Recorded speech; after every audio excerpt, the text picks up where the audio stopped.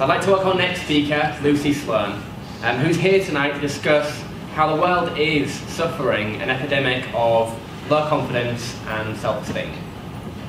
By day, Luci works as an employee engagement agency, but outside of work, she is a confidence blogger, passionate about documenting and exploring her own journey when it comes to the art of confidence.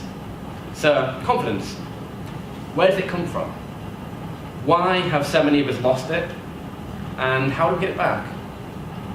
Without further ado, please welcome Luci Sloan, everybody!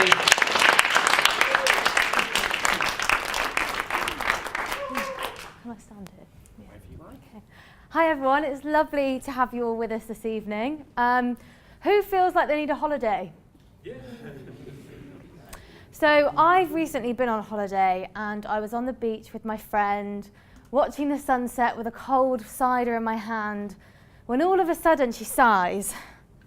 She goes, I just feel like I should be over that point in my life where I've got hang-ups about the way I look. I'm comparing myself to other people and I'm worrying about what they think. But you seem pretty confident. Where does that come from? So I paused for a moment and I thought, because I think it's a really interesting question. Where does confidence come from? Why have so many of us lost it? And how do we get it back? So when I was 16, I joined a new sixth form. And no, I didn't have a thigh gap. I didn't have the latest bag from Urban Outfitters, but I was happy. And I made friends with a group of boys and we got along really well. Until one day, the ringleader of said group decided to make a really nasty comment about the way I looked behind my back.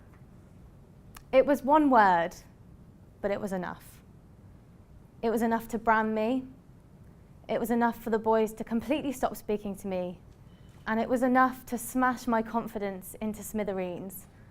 And I was left believing that I wasn't good enough. Very quickly, I began to compare myself to girls on TV, girls in magazines, girls I was sharing a classroom with. And it kills me to know that this was before the time of Instagram, and that 7 years later, 7 in 10 girls believe that they're not good enough or don't measure up in some way. It gets worse. 92% of teen girls would change something about the way they looked. Their body weight ranking the highest. And here's the kicker. According to Dr. Joe Rubino, 85% of the world suffers from low self-esteem. The world is suffering an epidemic of not feeling good enough, and it's no wonder when we live in a noisy society that dictates what beauty looks like and the products that somehow define our success. New year, new you, because last year's you wasn't good enough, right? What do we do? When I was 16, I realised I had a choice, and I realised that life was too short to suffer. So on pausing and reflecting over my journey, I turn to my friend and I say, it's taken me years of practice, but you have to start simple, and confidence comes from within, and it comes from up here. And your mind is the biggest tool you have, and the best thing to do is to compare it to a garden. The more you listen to that lie, that voice that tells you that you're not good enough, the more the weeds of self-doubt are going to strangle your brain.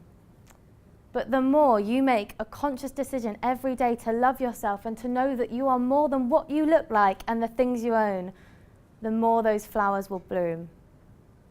But growing flowers takes time, it takes practice, and it takes commitment. But the more you do it, the more liberating it feels. And to any of you who have ever felt like you're not good enough, I want to share with you the one simple belief I started with when I was 16. That you are enough. You are enough as you are. You're not perfect, because perfect isn't enough.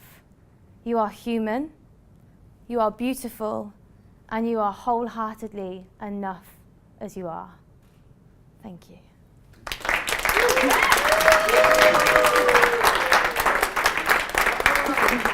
Thank you.